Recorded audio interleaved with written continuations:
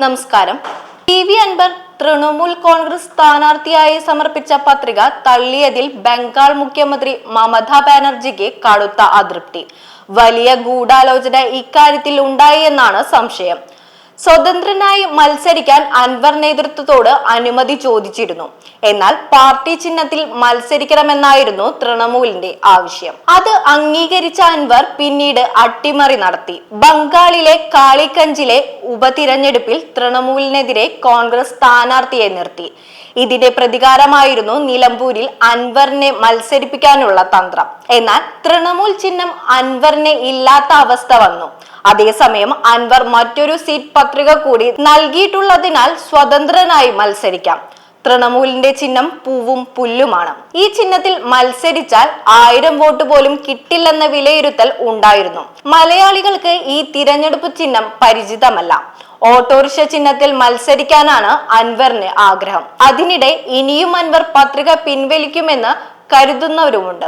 അൻവർ തൃണമൂൽ സ്ഥാനാർത്ഥിയായി സമർപ്പിച്ച പത്രികയിൽ ചില പ്രശ്നങ്ങളുണ്ടെന്ന് വരണാധികാരി അറിയിച്ചു. സാങ്കേതിക പ്രശ്നത്തെ തുടർന്നാണ് പത്രിക തള്ളിയതെന്നും വിവരം. TMC ദേശീയ പാർട്ടി അല്ലാത്തതിനാൽ നോമിനേഷനിൽ 10 പേരുടെ ഒപ്പ് വേണമായിരുന്നു. അതില്ലെന്നു കണ്ടെത്തിയതിനെ തുടർന്നാണ് പത്രിക നിരസിച്ചിരിക്കുന്നത്. വിഷയത്തിൽ അൻവറിന്റെ അഭിഭാഷകർ തിരഞ്ഞെടുപ്പ് ഉദ്യോഗസ്ഥരുമായി ചർച്ചകൾ നടത്തിയിരുന്നു. എന്തായാലും ഈ തിരഞ്ഞെടുപ്പിൽ ഇനി അൻവറിന് പാർട്ടി ഫണ്ടോ മറ്റു സഹായങ്ങളോ ഉണ്ടാകില്ലെന്നാണ് സൂചന. അല്ലാത്ത പക്ഷം കൃത്യമായ വിശദീകരണം അൻവർ പാർട്ടിക്ക് നൽകേണ്ടി വരും. തൃണമൂൽ കോൺഗ്രസ് കേരളത്തിൽ രജിസ്റ്റർ ചെയ്ത പാർട്ടിയല്ലെന്ന സാങ്കേതിക പ്രശ്നം ചൂണ്ടിക്കാട്ടിയായിരുന്നു കമ്മീഷൻ പത്രിക തള്ളിയത്. 10 പേരുടെ ഒപ്പിടുക എന്നത് അൻവറിന് ബുദ്ധിമുട്ടുള്ള കാര്യമല്ല. എന്നിട്ട് പോലും അതു ചെയ്തില്ല. ഇതിന് കാരണം തൃണമൂൽ ചിഹ്നം തനിക്ക് വേണ്ടെന്ന അൻവറിന്റെ തന്ത്രമാണ്.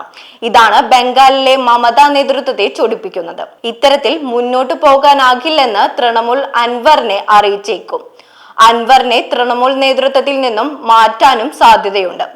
തൃണമൂൽ കോൺഗ്രസ് കേരളത്തിൽ രജിസ്റ്റർ ചെയ്യാത്ത പാർട്ടിയല്ലെന്ന സാങ്കേതിക പ്രശ്നം ചൂണ്ടിക്കാട്ടിയാണ് കമ്മീഷൻ പത്രിക തള്ളിയത്. പെരിന്തൽമണ്ണ സബ് കളക്ടർ ഓഫീസിൽ പത്രികയിൽ സൂക്ഷ്മ പരിശോധന നടത്തുന്ന സ്ഥലത്തേക്ക് അൻവർ നേരിട്ടെത്തിയിരുന്നു. പാർട്ടി ചിഹ്നത്തിൽ മത്സരിക്കാൻ സാങ്കേതിക തടസ്സമുള്ളതിനാൽ സ്വതന്ത്രനായി മറ്റൊരു പത്രിക കൂടി നൽകിയ കാര്യം അൻവർ നേരത്തെ തന്നെ വ്യക്തമാക്കിയിരുന്നു. ഇതോടെയാണ് ജനകീയ പ്രതിപക്ഷ പാർട്ടി മുന്നണി എന്ന പുതിയ മുന്നണി രൂപകൽപ്പന ചെയ്തത്. തൃണമൂൽ കോൺഗ്രസിന്റെ നേതൃത്വത്തിൽ തന്നെയാണ് ഈ മുന്നണിയും.